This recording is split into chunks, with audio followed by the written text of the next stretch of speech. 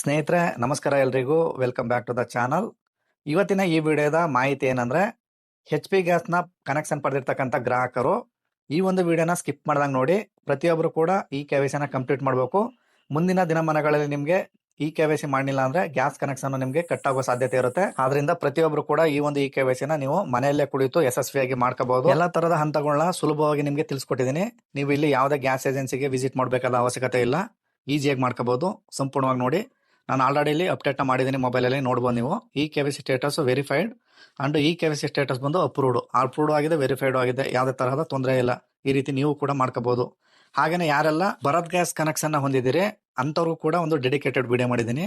ಸಂಪೂರ್ಣವಾಗಿ ನೀವೇ ಮೊಬೈಲ್ ನಲ್ಲೂ ಕೂಡ ಈ ರೀತಿ ಯಶಸ್ವಿಯಾಗಿ ಈ ಒಂದು KYC ಕಂಪ್ಲೀಟ್ ಮಾಡಬಹುದು. ಈ ಒಂದು ವಿಡಿಯೋದ ಲಿಂಕು ಈಗ ಮಾಡ್ತಾ ಇದೀನಲ್ಲ, ಈ ಒಂದು ವಿಡಿಯೋದ ಕೆಳಗೆ ಇರ್ತದೆ. ಅಲ್ಲಿ ಡಿಸ್ಕ್ರಿಪ್ಷನ್ ಅಲ್ಲಿ ಹೋಗಿ ನೀವು ಚೆಕ್ ಮಾಡ್ಕೊಂಡು ಭರತ್ ಗ್ಯಾಸ್ ಹೊಂದಿರ್ತಕ್ಕಂಥವ್ರು ಈ KYC ಕಂಪ್ಲೀಟ್ ಮಾಡ್ಕೋಬಹುದು. ಈಗ HP ಗ್ಯಾಸ್ನ ಹಾಕೋದ್ರ ಬಗ್ಗೆ ಅಂದ್ರೆ KYC ಮಾಡೋದ್ರ ಬಗ್ಗೆ ತಿಳಿಸ್ಕೊಡ್ತೀನಿ. ನಿಮ್ಮ ಫೋನಲ್ಲಿ ಗೂಗಲ್ ಪ್ಲೇ ಸ್ಟೋರ್ನ ಓಪನ್ ಮಾಡ್ಕೊಳ್ಳಿ. ಓಪನ್ ಮಾಡ್ಕೊಂಡು ಅಲ್ಲಿ ಸರ್ಚ್ ಬಾರ್ಗೆ ಹೋಗಿ HP ಪೇ ಅಂತ ಹೇಳಿ ಟೈಪ್ ಮಾಡಬೇಕು. ಇಲ್ಲಿ ಸಿಂಬಲ್ ಕಾಣ್ತಾ ಇದೆ ನೋಡಿ, ಈ ರೀತಿ HP ಪೇ ಈ ಆ್ಯಪ್ನ ಇನ್ಸ್ಟಾಲ್ ಮಾಡ್ಕೋಬೇಕಾಗ್ತದೆ. ಇದ್ರ ಜೊತೆಗೆ ಮತ್ತೊಂದು ಆ್ಯಪ್ ಇದೆ. ಆ ಆ್ಯಪ್ ಯಾವುದಂತಂದ್ರೆ ಇದೇ ಗೂಗಲ್ ಪ್ಲೇ ಸ್ಟೋರಲ್ಲಿ ಕೂಡ ಸಿಗುತ್ತೆ, ಅದೇ same app. Aadhaar face ID ಈ ಎರಡು ಆ್ಯಪ್ನ ನೀವು ಇನ್ಸ್ಟಾಲ್ ಮಾಡ್ಕೋಬೇಕಾಗ್ತದೆ. ಇದರಲ್ಲಿ ಆಧಾರ್ ಫೇಸ್ ID ಅನ್ನೋತಕ್ಕಂಥದ್ದು ಬ್ಯಾಕ್ ಗ್ರೌಂಡ್ ಅಲ್ಲಿ ವರ್ಕ್ ಆಗುತ್ತೆ. ಇದನ್ನೇನು ಓಪನ್ ಮಾಡ್ಕೊಳ್ಳೋ ಅವಶ್ಯಕತೆ, ಇನ್ಸ್ಟಾಲ್ ಮಾಡ್ಕೊಂಡು ಅದನ್ನ ಹಾಗೇನೆ ಬಿಟ್ಬಿಡಿ. ತದನಂತರ ನೀವು ನಿಮ್ಮ ಫೋನಲ್ಲಿ ಹಿಂದಕ್ಕೆ ಬಂದ್ಬಿಟ್ಟು ಇವಾಗ ಸರ್ಚ್ ಮಾಡ್ಕೊಳ್ಳಿ. ಅಲ್ಲಿ HP ಪೇ ಅಂತ ಇದೆಯಲ್ಲ, ಆ ಒಂದು ಆ್ಯಪ್ನ ನೀವು ಓಪನ್ ಮಾಡ್ಕೋಬೇಕು.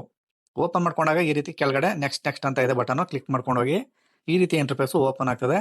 ಇಲ್ಲಿ ಲಾಗಿನ್ ಮತ್ತೆ ರಿಜಿಸ್ಟರ್ಡ್ ಅಂತ ಎರಡು ಆಪ್ಷನ್ ಕಾಣುತ್ತೆ. ಇಲ್ಲಿ ಮೊದಲನೇ ಬಾರಿಗೆ ಬಂದಿದ್ದೀರಿ ಅಂದ್ರೆ ರಿಜಿಸ್ಟರ್ ಮಾಡ್ಕೋಬೇಕು. ರಿಜಿಸ್ಟರ್ ಅಂತ ಕ್ಲಿಕ್ ಮಾಡ್ಕೊಳ್ಳಿ. ಇಲ್ಲಿ ನೆಕ್ಸ್ಟ್ ಆಪ್ಷನ್ ಬರುತ್ತೆ. ನೀವು ಆಲ್ರೆಡಿ ಕಸ್ಟಮರ, ಎಕ್ಸಿಟಿಂಗ್ ಕಸ್ಟಮರ್ ಮತ್ತೆ ಹೊಸ ಕಸ್ಟಮರ್ ಅಂತ ಕೇಳುತ್ತೆ. ಆಲ್ರೆಡಿ ಕನೆಕ್ಷನ್ ಇರೋದ್ರಿಂದ ನಿಮಗೆ ಎಸ್ ಅಂತ ಸೆಲೆಕ್ಟ್ ಮಾಡ್ಕೊಂಡು ಕೆಳಗಡೆ ಮುಂದುವರಿಸಿ ಅಂತ ಕ್ಲಿಕ್ ಮಾಡಿ. ತದನಂತರ ನಿಮ್ದು ಗ್ಯಾಸ್ ಕನೆಕ್ಷನ್ಗೆ ಲಿಂಕ್ ಆಗಿರ್ತಕ್ಕಂಥ ಫೋನ್ ನಂಬರ್ನ ಕೇಳುತ್ತೆ. ಆ ಒಂದು ಫೋನ್ ನಂಬರ್ನ ಈ ಒಂದು ಕಾಲಮ್ಗೆ ಹಾಕಿ ಸಬ್ಮಿಟ್ ಅಂತ ಕ್ಲಿಕ್ ಮಾಡಬೇಕು.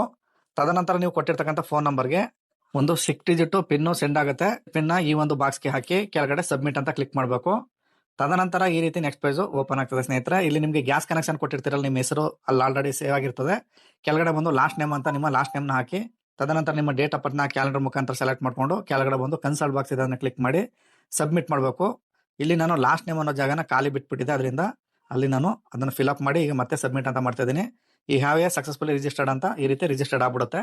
ತದನಂತರ ನೆಕ್ಸ್ಟ್ ಪೇಜಲ್ಲಿ ಒಂದು 6 ಡಿಜಿಟ್ ಅಥವಾ 4 ಡಿಜಿಟ್ ಪಿನ್ನ ಸೆಟ್ ಮಾಡ್ಕೊಳಕ್ಕೆ ಹೇಳುತ್ತೆ. ನಿಮಗೆ ಜ್ಞಾಪಕ ಇರ್ತಕ್ಕಂಥ 4 ಡಿಜಿಟ್ನ ಈ ಎರಡು ಕಾಲಮ್ಗೂ ಕೂಡ ಒಂದೇ ತರ ಹಾಕಿ ಸಬ್ಮಿಟ್ ಅಂತ ಮಾಡ್ಕೊಳ್ಳಿ. ಈಗ ಪಿನ್ ಕ್ರಿಯೇಟೆಡ್ ಸಕ್ಸಸ್ಫುಲಿ ಅಂತ ಬರುತ್ತೆ. ನೆಕ್ಸ್ಟ್ ಪೇಜು ಈ ರೀತಿ ಓಪನ್ ಆಗ್ತದೆ. ಈ ಒಂದು ಲಾಗಿನ್ ಪೇಜ್ ನಲ್ಲಿ ನೀವು ಕ್ರಿಯೇಟ್ ಮಾಡ್ಕೊಂಡಿರ್ತಕ್ಕಂಥ ಪಿನ್ ಹಾಕಿ ಸಬ್ಮಿಟ್ ಮಾಡಿದ್ರೆ ಈ ರೀತಿ ಪರ್ಮಿಷನ್ ಅಲೋ ಕೇಳುತ್ತೆ. ನೆಕ್ಸ್ಟ್ ಪೇಜಲ್ಲಿ ಅಲೋ ಮಾಡ್ಕೊಳ್ಳಿ. ಈ ರೀತಿ ಡ್ಯಾಶ್ ಬೋರ್ಡು ಈ ಒಂದು HP ಗ್ಯಾಸ್ನ ಪ್ರತಿಯೊಂದು ಆಪ್ಷನ್ಗಳನ್ನ ಯೂಸ್ ಮಾಡ್ಕೋಬಹುದು, ಓಪನ್ ಆಗ್ತದೆ. ಇಲ್ಲಿ ನೀವು KYC ಮಾಡಬೇಕು ಅಂದ್ರೆ ಇಲ್ಲಿ ಆಪ್ಷನ್ ಕಾಣ್ತಾ ಇಲ್ಲ. ಇಲ್ಲಿ ನೀವೇನ್ ಮಾಡ್ಬೇಕಪ್ಪ ಅಂದ್ರೆ ಇಲ್ಲಿ ಮೋರ್ ಅಂತ ಆಪ್ಷನ್ ಕಾಣ್ತಾ ಇದೆ ನೋಡಿ, ಆ ಒಂದು ಆಪ್ಷನ್ ಕ್ಲಿಕ್ ಮಾಡ್ಕೊಳ್ಳಿ. ನೆಕ್ಸ್ಟ್ ಪೇಜ್ ಈ ರೀತಿ ಶೋ ಆಗ್ತದೆ. ಅಲ್ಲೇ ಸ್ನೇಹಿತರೆ ಅಲ್ಲಿ ನೋಡ್ಬೋದು ನೀವು HP ಗ್ಯಾಸ್ KYC ಅಂತ ಆಪ್ಷನ್ ಇದೆ ನೋಡಿ, ಅದನ್ನ ಕ್ಲಿಕ್ ಮಾಡಿದ್ರೆ ಈ ರೀತಿ ಒಂದು ಪಾಪಪ್ ಬರುತ್ತೆ. ನೀವು ಸರಿಯಾದ ಬೆಳಕಿನಲ್ಲಿ ನಿಂತ್ಕೊಂಡು ಕಣ್ಣಿಗೆ ಗ್ಲಾಸ್ ಹಾಕ್ಬೇಡಿ, ಹಾಗೇನೆ ಫ್ರೇಮ್ ಕರೆಕ್ಟ್ ನಿಂತ್ಕೊಂಡು ಈ ಒಂದು ಅಪ್ಡೇಟ್ನ ಮಾಡಬೇಕು ಅಂತ ಕೇಳುತ್ತೆ. ಅದನ್ನ ಓಕೆ ಅಂತ ಮಾಡಿ ನೆಕ್ಸ್ಟ್ ಪೇಜ್ ಈ ರೀತಿ ಓಪನ್ ಆಗ್ತದೆ.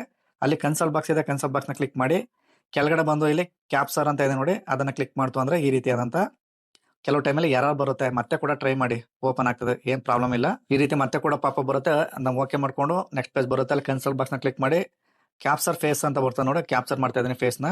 ಈ ರೀತಿ ಸರ್ಕಲ್ ಓಪನ್ ಆಗ್ತದೆ.